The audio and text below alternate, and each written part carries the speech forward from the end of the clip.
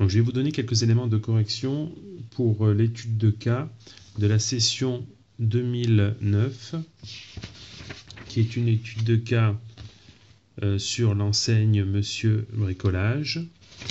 La première partie de cette étude de cas concerne la gestion des produits de la famille luminaire. Donc, on vous demande dans un premier temps de calculer quelques éléments concernant la sous-famille accessoire.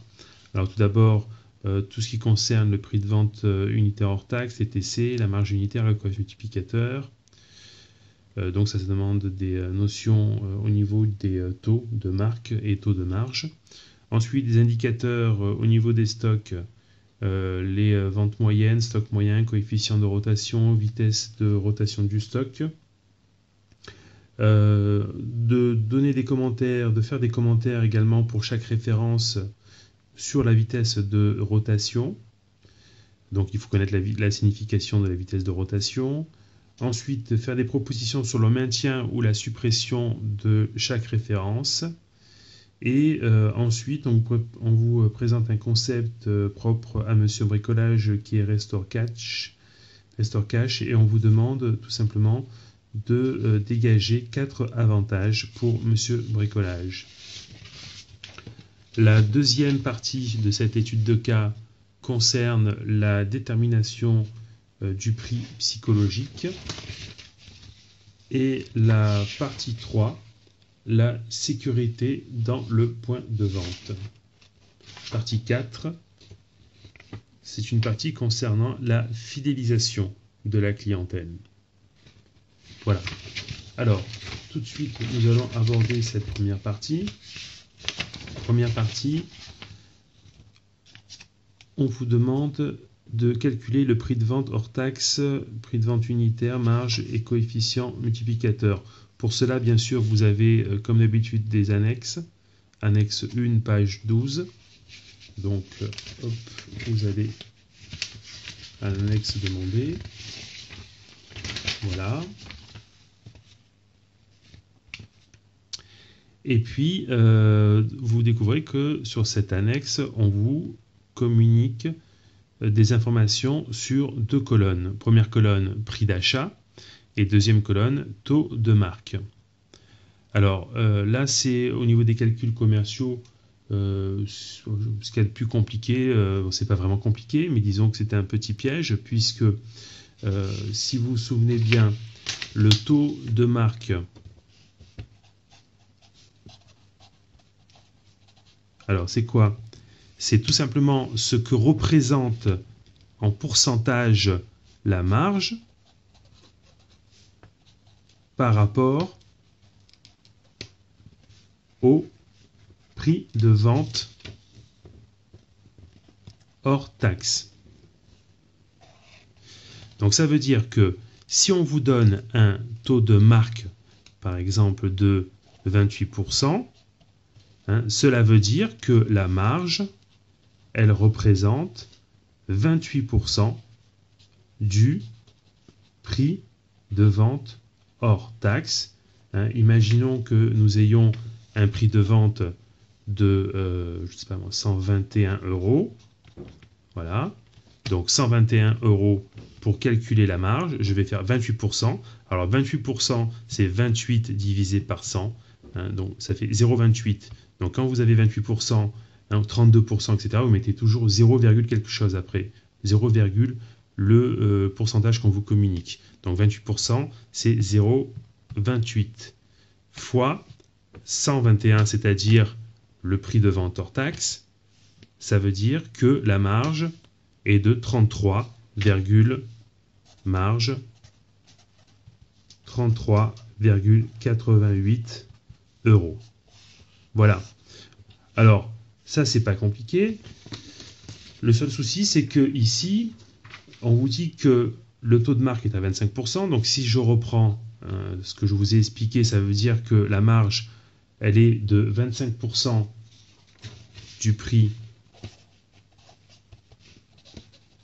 de vente hors taxe. Mais si j'observe le tableau, le prix de vente hors taxe, on ne me le donne pas. Hein, donc là, c'est moi qui ai rempli. Donc c'est la correction. Nous n'avons pas le prix de vente hors taxe. Alors, il y a deux possibilités. Hein. Soit appliquer une formule bêtement, sans la comprendre. Je voudrais que vous puissiez quand même écouter cette petite démonstration qui vous permettra de comprendre la formule.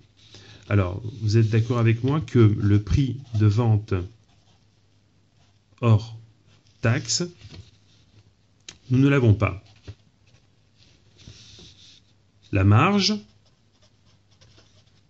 nous ne l'avons pas, mais par contre, je sais que la marge, c'est 25% du prix de vente hors taxe. Donc je peux dire que même si je n'ai pas la marge en euros, je sais que c'est 25%, c'est-à-dire 0,25 du prix de vente hors taxe. Le prix d'achat, je l'ai. Le prix d'achat, il est de 14,99 €. Donc c'est ça, 14,99 €. Donc, ce que je vais pouvoir déjà faire, c'est que prix d'achat hors taxe, je le remplace, 14,99 € plus marge. Marge, je ne l'ai pas, mais je sais que la marge, c'est 0,25 du prix de vente hors taxe. D'accord? Donc je mets 14,99 € plus 0,25 du prix de vente hors taxe égale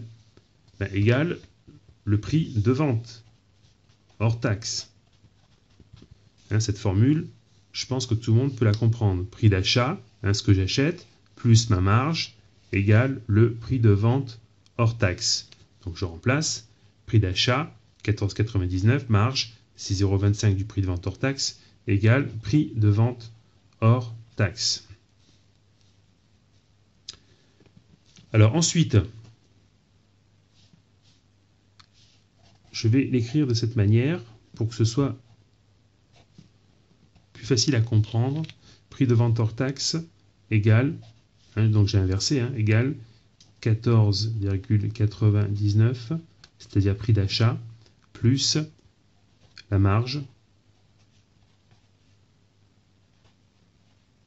prix de vente hors taxe. Alors,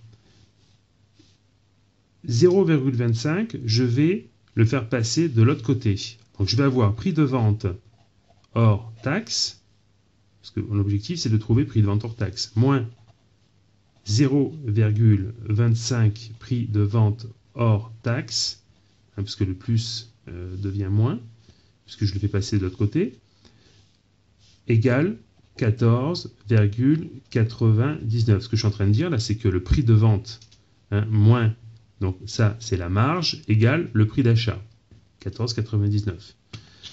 Prix de vente hors taxe moins 0,25 prix de vente hors taxe. Donc prix de vente hors taxe, c'est comme si nous avions là un 1. D'accord, il n'y est pas, mais il y a un prix de vente hors taxe. Hein, il est entier ce prix de vente hors taxe. Donc c'est très simple, je vais faire un prix de vente hors taxe, hein, moins 0,25, ça fait 0,75. Donc j'ai 0,75 prix de vente hors taxe égale 14,99. Bon, ben là, voilà, j'ai trouvé mon prix de vente hors taxe, hein, puisque quand on a par exemple 6 fois 2 égale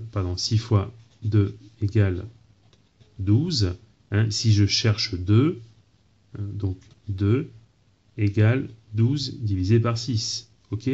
Bon, ça c'est simplement pour vous faire comprendre.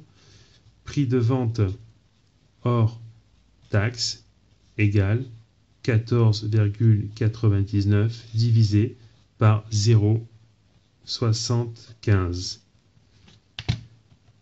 14,99 divisé par 0,75 égale 19,98,6. Bon, j'arrondis à 19,99 €. Voilà. Donc ça, c'était la démonstration pour arriver à la formule suivante finalement. Hein. Quand on vous demande le prix de vente hors taxe, voilà, mais que vous n'avez pas d'éléments pour pouvoir calculer ce prix de vente hors taxe, c'est-à-dire que vous n'avez pas par exemple la marge, hein, la marge qui vous aurait permis, si vous la rajoutez au prix d'achat, d'obtenir ce prix de vente hors taxe. Donc, quand on vous demande le prix de vente hors taxe, mais que vous n'avez que le prix d'achat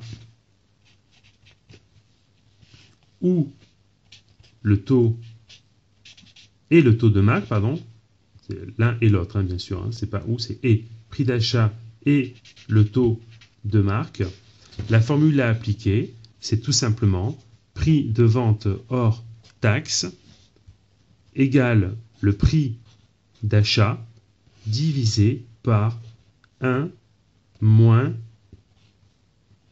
taux de marque divisé par 100. Bon, ça, c'est pas très compliqué, hein, parce qu'en réalité, si vous avez 25% au niveau du taux de marque, c'est 1 moins 0,25. Si vous avez 38%, 1 moins 0,38. Voilà. Donc, mais c'est cette formule qu'il faut appliquer.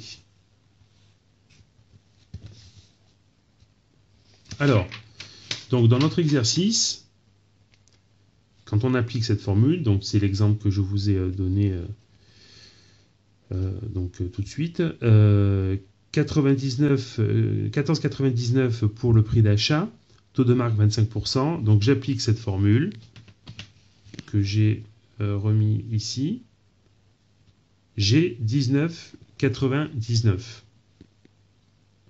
Ensuite, pour obtenir le prix de vente TTC, alors là, dans cette étude de cas, en 2009, c'était encore à 19,6. N'oubliez pas que pour votre étude de cas, elle sera à 20%. Donc je continue avec 19,6, hein, puisque c'est ce qui est demandé lors de cette étude de cas. 19,99, je multiplie par 1,19,6. 196. Je trouve 23,9008. Bon, on a arrondi à 23,91. Ensuite, on me demande la marge unitaire. Ça, pas très compliqué non plus. Je prends mon prix de vente hors taxe, 19,99, moins mon prix d'achat, 14,99, ça fait 5.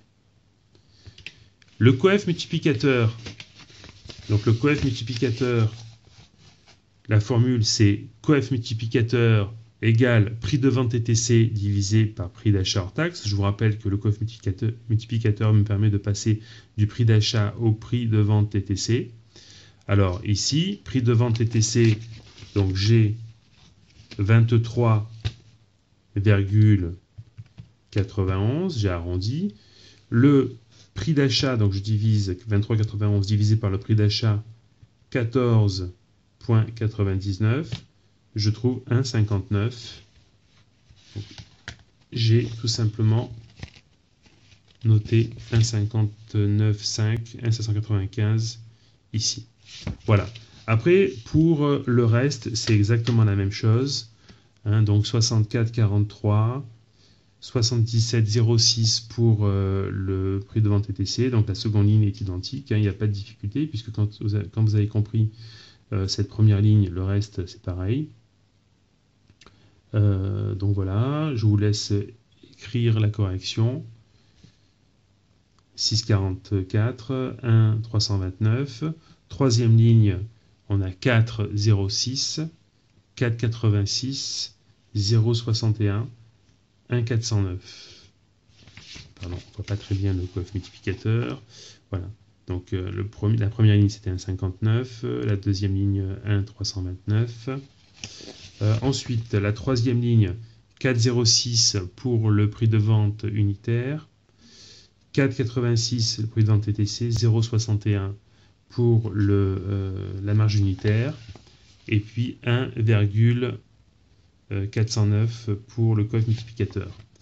La dernière ligne, 4,56 pour le prix de vente unitaire, 5,45 pour le prix de vente TTC, 0,91 pour la marge unitaire, et puis 1,493 pour le coefficient multiplicateur.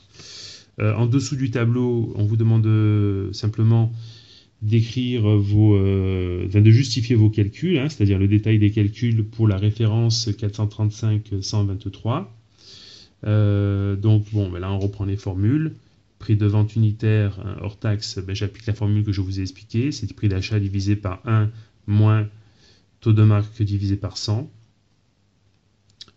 Là vous avez donc l'explication également, voilà, tout ça vous savez faire.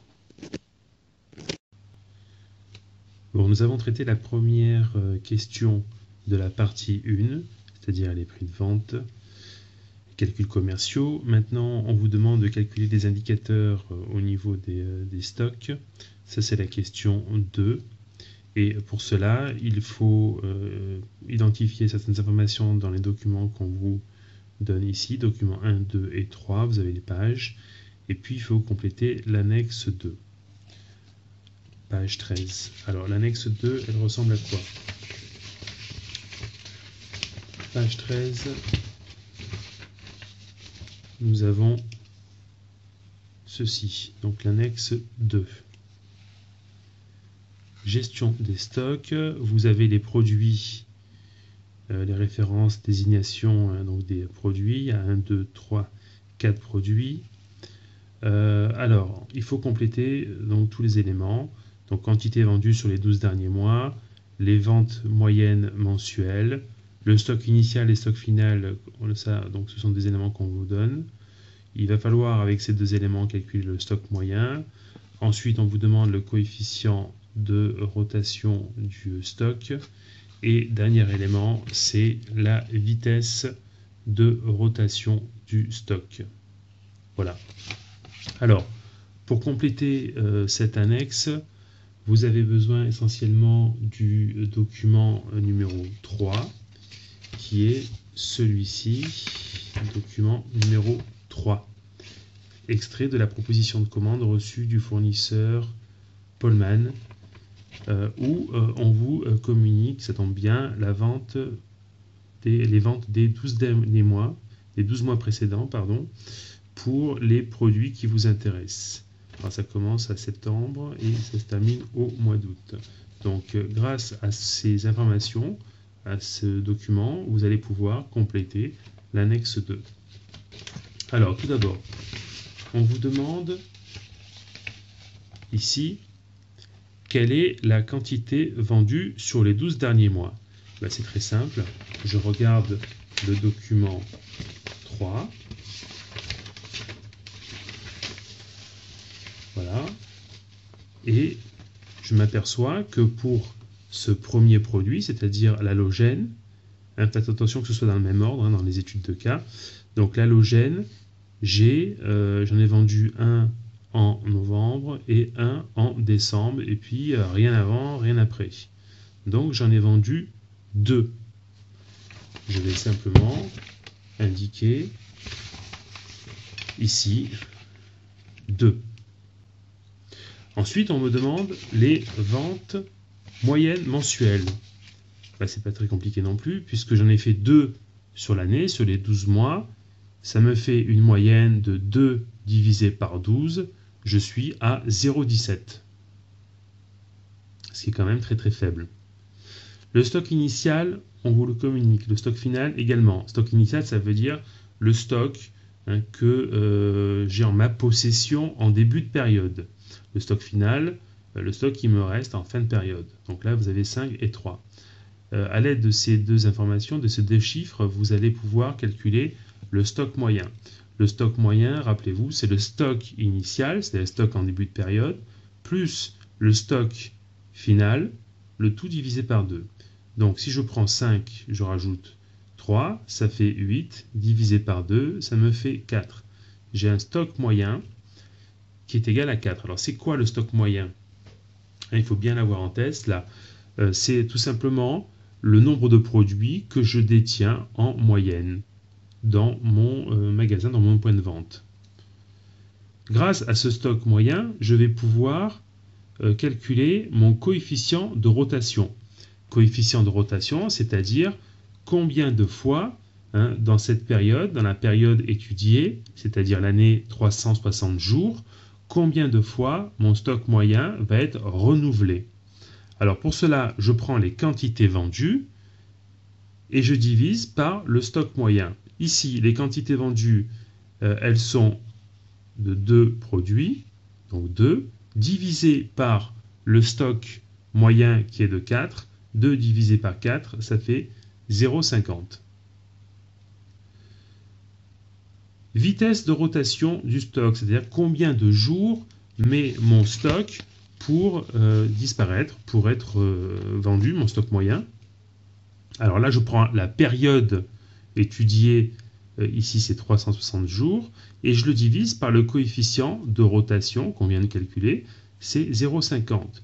360 divisé par 0,50, on a 720 jours, c'est-à-dire que mon stock moyen met en moyenne 720 jours pour pouvoir être écoulé.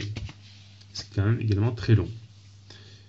Même chose pour le reste. Donc ici, vous avez 3 produits en quantité vendue. Vous pouvez regarder dans le document 3, compter, il y a bien 3 produits qui ont été vendus. Une moyenne de 0,25, puisque 3 divisé par 12, 0,25. 5 et 2, ça on vous le donne. 5 plus 2, 7. 7 divisé par 2, ça me donne mon stock moyen, 3,50. Au niveau du coefficient de rotation, je suis à 0,86, puisque j'ai fait les quantités vendues, c'est-à-dire 3 produits divisés par le stock moyen, c'est-à-dire 3,50. Donc je suis à 0,86. Et enfin, pour la vitesse de rotation, je suis à 419 jours, puisque j'ai fait la période 360 divisé par 0,86 qu'on vient de calculer, 419 jours. L'article suivant, l'article ampoule 775, 779, 74 sur quantité vendue, donc là il y en a quand même beaucoup plus, 6,17 ça c'est les ventes mensuelles, 23 et 49 stock initial, stock final, ce qui me donne un stock moyen de 36, 2,06 pour le coefficient de rotation, vitesse de rotation du stock, 171 jours. Vous l'avez ici. 171 jours. Dernier article, 173 au niveau des ventes. Ensuite, vente mensuelle divisé par 12, 14,42, 30 en stock initial, 57 en stock final, stock moyen 43,50, 3,98 pour le coefficient de rotation, et enfin la vitesse de rotation, je suis à 91 jours. Voilà.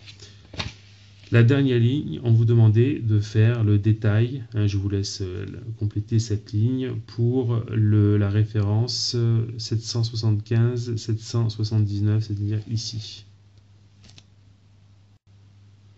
La deuxième partie de l'étude de cas concerne le référencement d'un nouveau produit et la détermination du prix psychologique.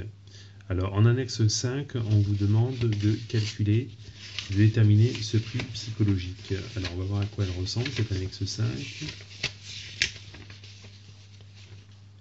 Voilà, ici.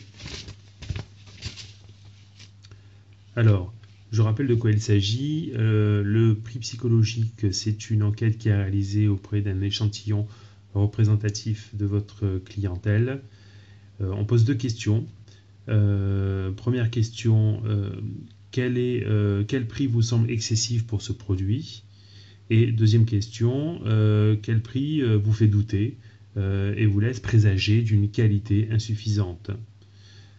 Alors, le prix psychologique, c'est celui qui permettra au point de vente d'obtenir en quantité le plus d'acheteurs potentiels.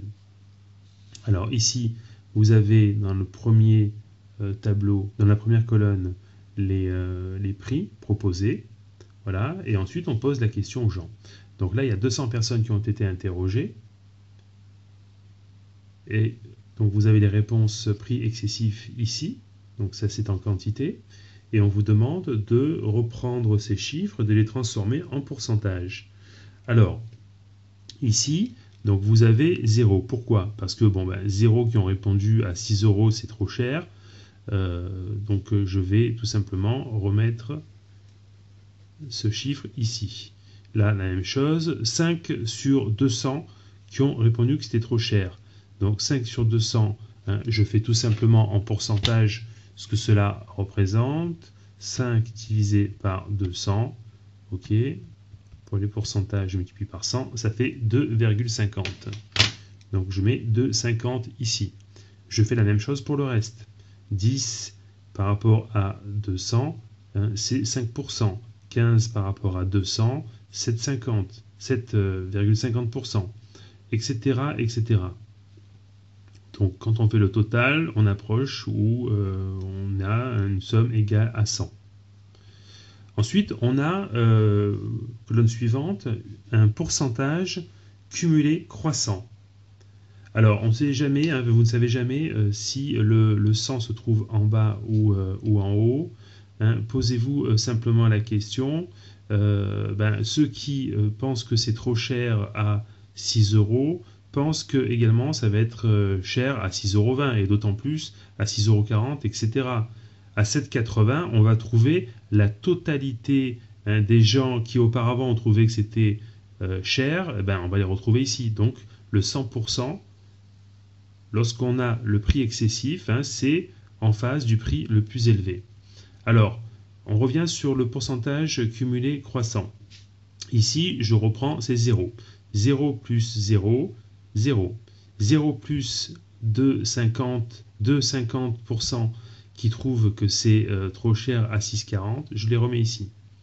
Les 2,50% qui pensent que c'est trop cher à 6,40 vont rejoindre ceux qui, à 6,60, commencent également à se dire que c'est trop cher. Donc 2,50% plus 5%, ça fait 7,50%. Ces 7,50% qui trouvent que c'est trop cher à 6,60 € vont rejoindre également ceux-là, donc ces gens-là, à 7,50% qui trouvent que à 6,80 c'est trop cher. Donc 7,50 plus 7,50, ça fait 15. 15% qui trouvent que c'est trop cher à 6,80 vont rejoindre ceux qui trouvent que c'est trop cher à 7 € aussi. 15 plus 10, 25, etc., etc. Et on va arriver donc effectivement ici à 100. Donc on va retrouver en face de 7,80. Donc tous ceux qui auparavant ont pensé que c'était déjà cher, on va les retrouver donc au prix le plus élevé, donc 100%. On fait la même chose avec la qualité insuffisante cette fois-ci, avec la même logique, les 100% au niveau du cumulé décroissant, on va les retrouver ici, en haut, au prix le plus faible, qui laisse présager une qualité insuffisante. Alors on reprend en pourcentage ici, 75 sur les 200, ça fait 37,50, etc. Donc là, ce sont simplement des pourcentages. Et ici, c'est un pourcentage cumulé décroissant. Alors, pour ne pas vous planter, prenez l'habitude de commencer d'en bas. Vous voyez, donc 0. J'ai 0 personnes qui pensent qu'à 7,80, la qualité, elle est insuffisante, puisque c'est le prix le plus élevé quand même.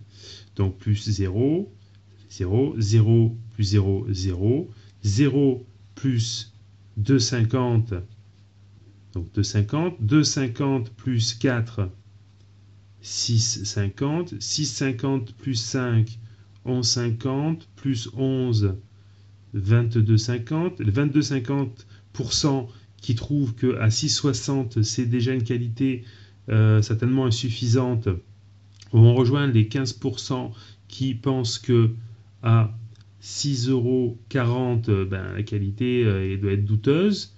Donc ça fait 22,50 plus 15, 37,50, plus 25, 62,50, plus 37,50, ça fait 100%. Voilà.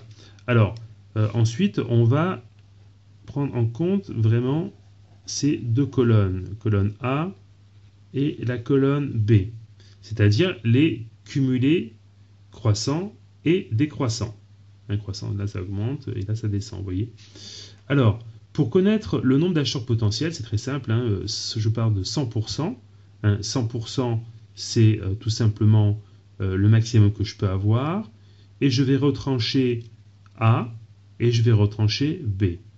Alors, donc ça peut être 100 moins A moins B. Parfois, vous pouvez avoir dans certains bouquins, on vous met 100 moins, ouvrez la parenthèse, A plus B, ce qui est la même chose, hein, puisque si je fais par exemple 100 moins 1, hein, je vais trouver 98, c'est la même chose que si je fais 1 plus 1, 2, et 100 moins 2, ça fera 98 aussi, d'accord?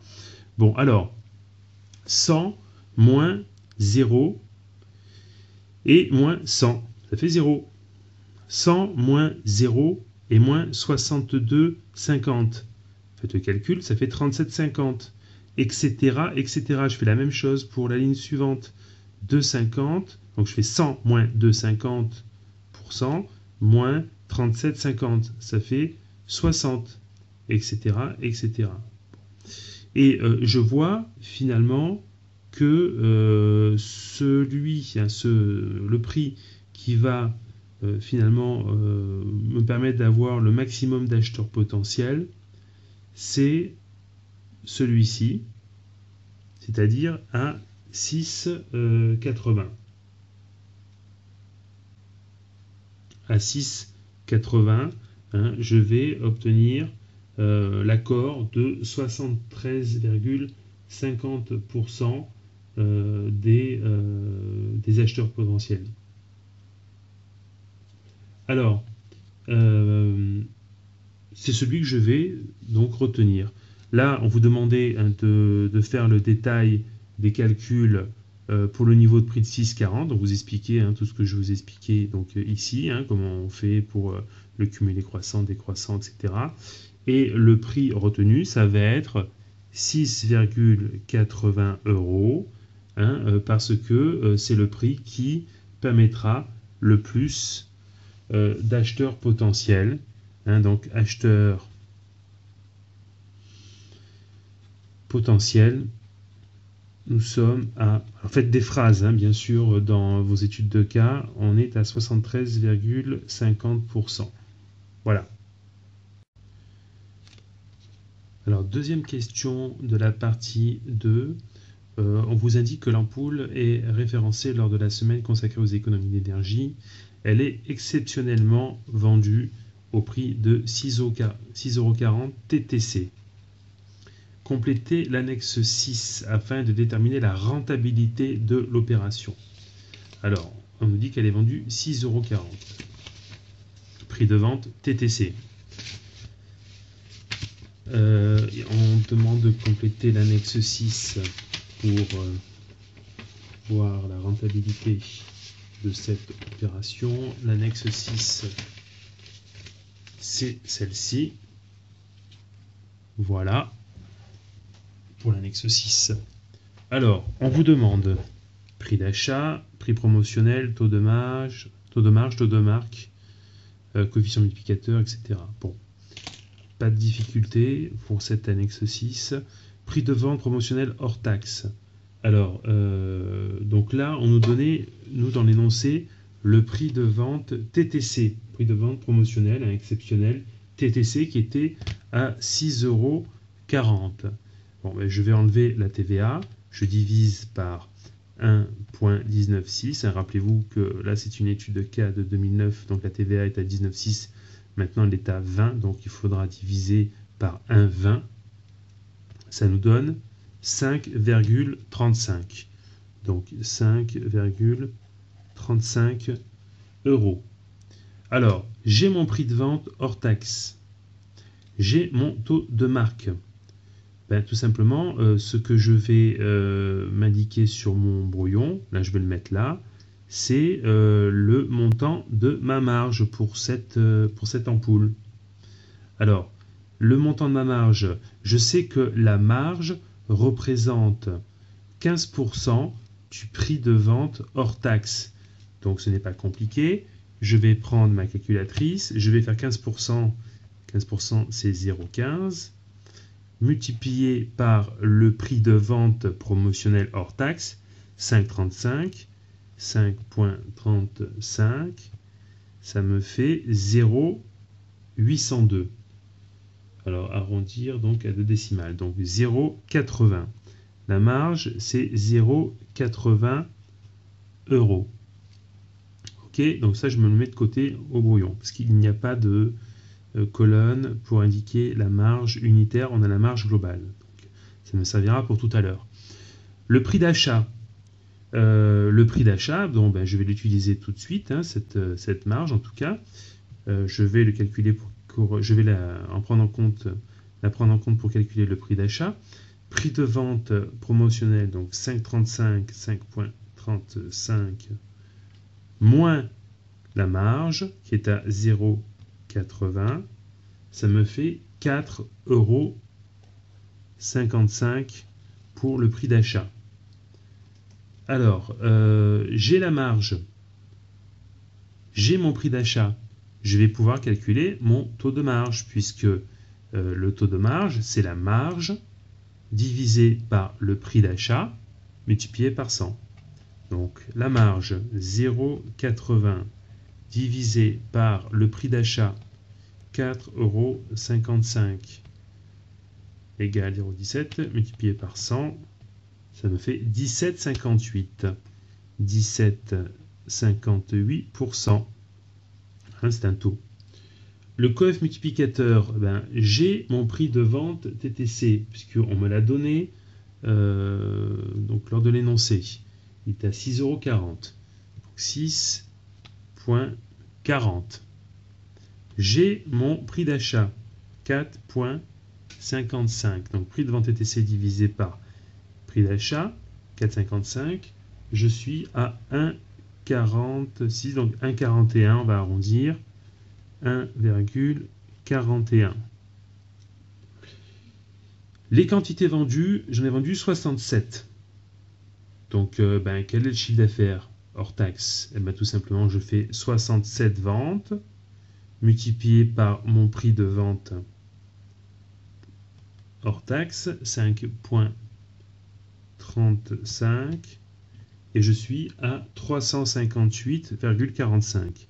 358,45. Et dernière colonne, la marge globale. Je sais que la marge unitaire est à 0,80. Donc 0,80 multiplié par les quantités vendues, 67. Donc je suis à 53,60. Voilà la marge globale suite à cette opération. Donc ici, vous avez le détail des calculs, hein, donc ce qu'il faudra expliquer donc avec les formules. Le mieux, c'est de mettre les deux, les formules et le concret, hein, c'est-à-dire exactement comment vous vous y êtes pris. Par exemple, pour le taux de marge, hein, mettez la formule et puis vous mettez également par exemple la marge divisée par le prix d'achat, 4,55 fois 100. À moins qu'on vous demande de mettre simplement les formules ou qu'on vous demande concrètement d'indiquer vos calculs en euros. Dans le doute, mettez les deux.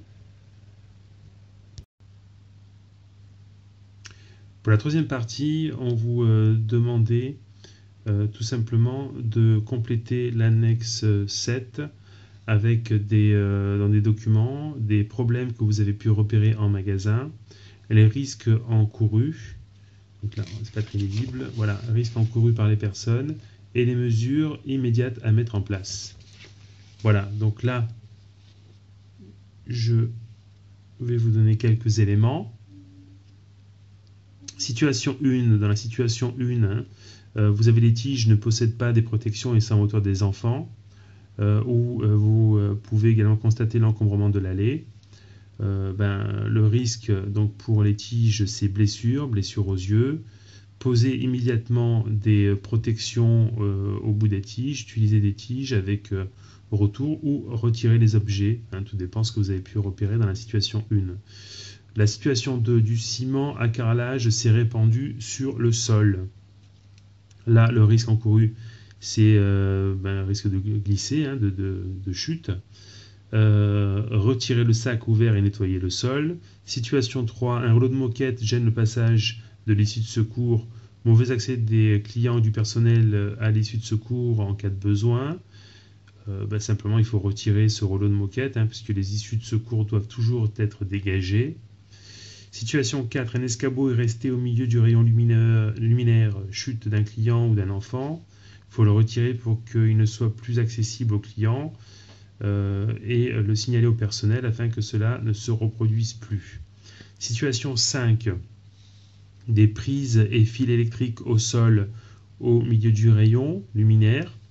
Donc risque d'électrocution d'un enfant ou chute dans les fils. Il faut camoufler tous les fils électriques et les prises afin que les clients n'aient pas accès donc à cette zone de danger. 6. Situation 6. Objet dangereux, il y a une scie, laissé à la portée des enfants, risque de blessure, mettre hors de portée des enfants les objets coupants.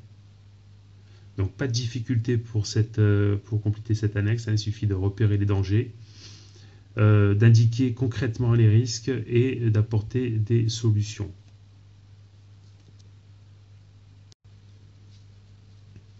Dans la dernière partie de l'étude de cas, l'annexe 8, on vous demandait de faire des comparaisons par semestre entre l'année 2007 et 2008, semestre 1, semestre 2, nombre de cartes de Monsieur Bricolage placées dans votre point de vente, donc en fonction du nombre de cartes que vous avez pu placer, carte de fidélité, et l'année. Alors là, il n'y avait strictement aucune difficulté.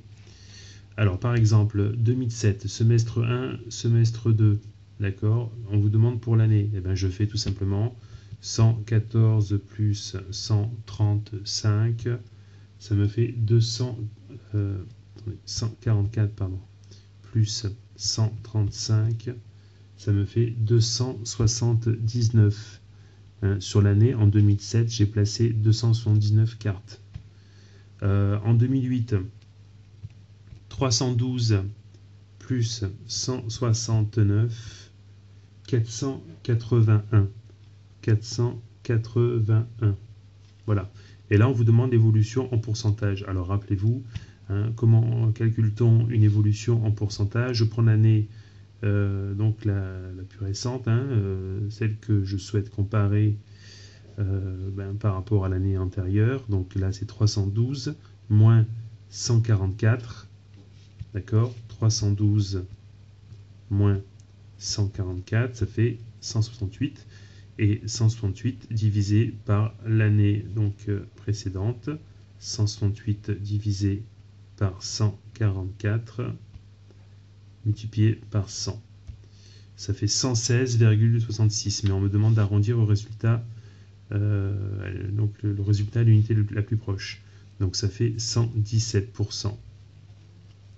Je rappelle, parce que j'ai un doute sur votre connaissance sur cette formule, pour connaître un pourcentage d'évolution, je prends l'année N, d'accord, là c'est par exemple 2008, moins l'année N-1, c'était l'année précédente, donc celle que je dois comparer, j'aurais pu comparer 2008 par rapport à 2006, tout dépend de ce qu'on me demande. Bon, ici, c'était 2008 par rapport à 2007, donc l'année N, moins l'année N-1, divisé par l'année N-1, voilà, et je multiplie par 100. Voilà, mettez entre parenthèses pour éviter les problèmes au niveau des résultats sur votre calculatrice. D'accord, moi ce que je fais généralement c'est année N, je fais 312 moins 144, je mets égal, et après je divise par 144, et après je multiplie par 100. Il vaut mieux faire par étapes plutôt que de risquer de se tromper. Alors là, la même chose, 169 moins 135, et ensuite divisé par 135, je vais trouver ici 25%. Donc là, c'était plus, hein, parce qu'il y a une augmentation. Plus, bien le mettre, plus 117, et ici, plus 25%. Là, je compare 481 par rapport à 279, je vais trouver plus 72%, hein, toujours en appliquant cette formule. Hein. Donc là, il faudra indiquer le détail, tout simplement, de vos calculs.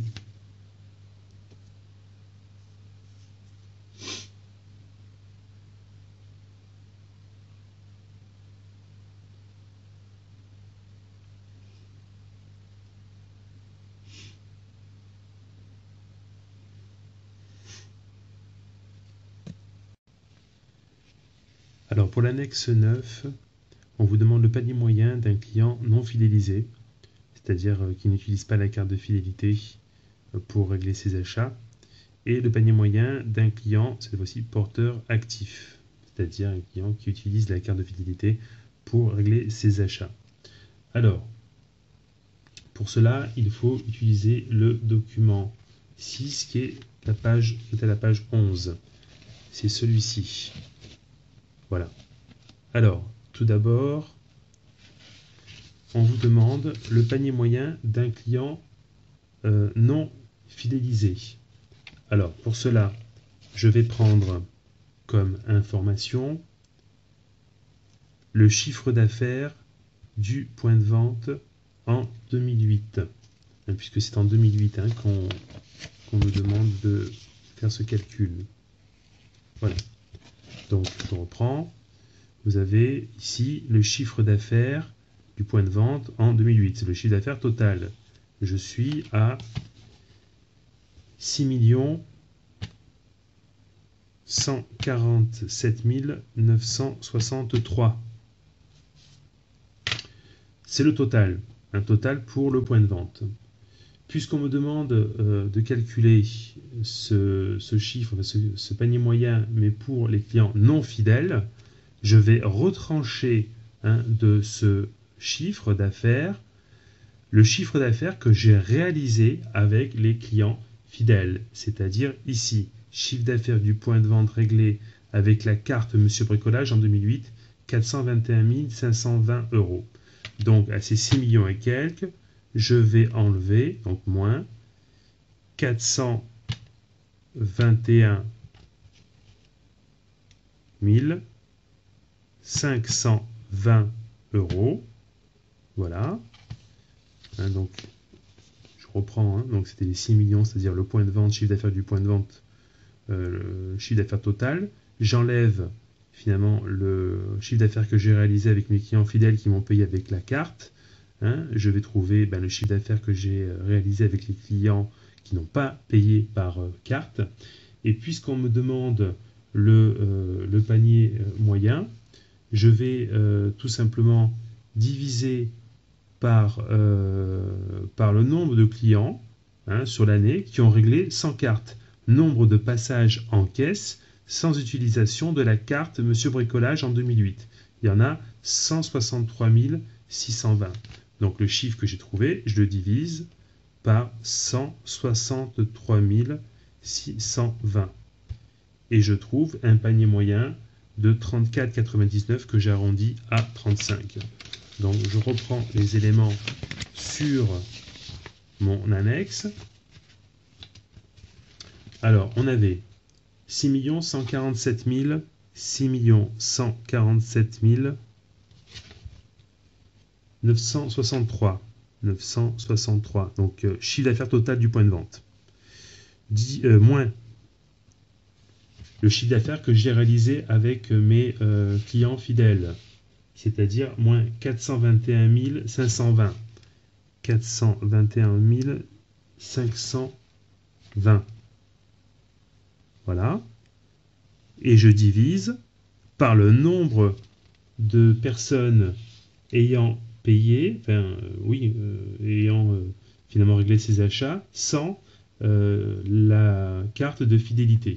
C'est-à-dire, il y en a 163 620. 163 620.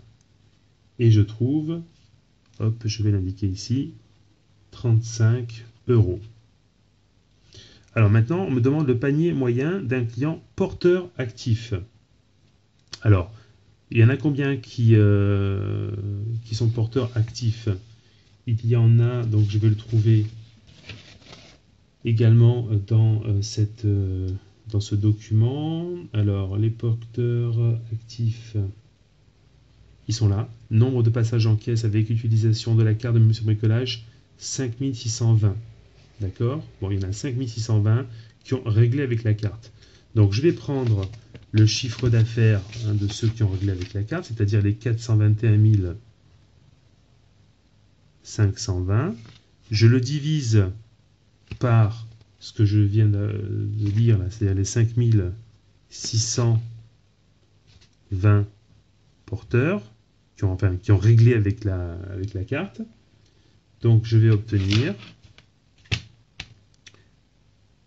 421 520 divisé par 5620, ça me fait 75 €. Je vois quand même que les gens qui ont une carte de fidélité, le panier moyen est quand même beaucoup plus important que ceux qui n'ont pas de carte de fidélité. On va demander, pour terminer cette étude de cas, le taux de chiffre d'affaires encarté de notre point de vente, c'est-à-dire le taux que représente, le pourcentage que représente le chiffre d'affaires réalisé avec les gens qui ont payé avec la carte, donc la carte du magasin. Alors tout d'abord pour 2007, après par 2008, et après on va voir l'évolution du chiffre d'affaires encarté entre 2008 et 2007. Alors, le taux de chiffre d'affaires encarté, donc je répète, encarté, c'est le chiffre d'affaires que j'ai réalisé grâce aux gens qui ont payé avec la carte du magasin. En 2007, je prends tout simplement le chiffre d'affaires réalisé avec la carte en 2007, c'est 248 360. Ça, on le voit dans les documents. Dans les documents, donc on peut le repérer. Voilà, c'est ici. Hop, donc 248 360. Voilà, il suffit. Regardez, c'est effectivement le chiffre d'affaires du point de vente réglé avec la carte Monsieur Bricolage en 2007. C'est sur le document 6, page 11. Donc, ces 248 000 et quelques, je les compare au chiffre d'affaires total du magasin en 2016, c'est-à-dire à 6 12 987. Et je multiplie par 100 pour avoir un pourcentage. Donc ça divisé par ça, fois 100, ça me fait 4,13. Je fais la même chose pour 2008, vous retrouverez les chiffres. J'ai 421 520 € de chiffre d'affaires payé par carte du magasin, divisé par le chiffre d'affaires total 6 147 963, fois 100, ça me fait 6,85%. Bon, le pourcentage augmente. Pour calculer l'évolution du chiffre d'affaires encarté, je vais prendre le chiffre d'affaires que j'ai réalisé en 2008 grâce à l'utilisation de la carte, moins le chiffre d'affaires de 2007, divisé par le chiffre d'affaires de 2007, fois 100, j'ai 69,72, c'est-à-dire que je m'aperçois qu'il y a en une année une forte augmentation de l'utilisation de cette carte. Les gens sont plus fidèles, ils utilisent plus souvent cette carte de fidélité.